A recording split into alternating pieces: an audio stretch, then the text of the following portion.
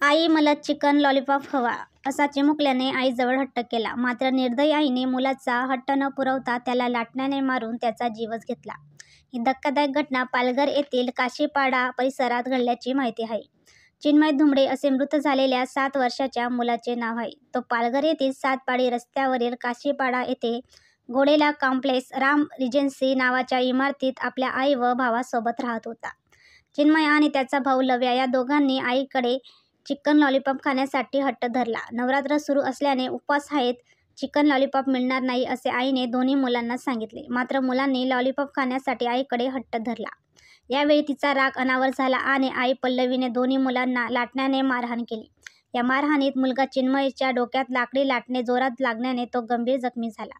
त्याला उपचारासाठी पालघर ग्रामीण रुग्णालयात दाखल करण्यात आले. मात्र उपचारादरम्यान 7 वर्षाच्या चिन्मयचा मृत्यू झाला. ही घटना शुक्रवारी 26 सप्टेंबर रोजी रात्रीच्या सुमारास घडली. या घटनेमुळे एकच खळबळ उडाली असून परिसरात सर्वत्र हळहळ व्यक्त केली जात आहे. मुलाला मारहाण करून त्याच्या मृत्यूस कारणीभूत ठरलेली आरोपी आई पल्लवी धुमडे हिच्या विरोधात पालघर पोलीस ठाण्यात खुनाचा गुन्हा दाखल करण्यात आला आहे. तसेच आरोपी आईला पोलिसांनी अटक केली असून या प्रकरणी पोलीस अधिक तपास करीत आहेत.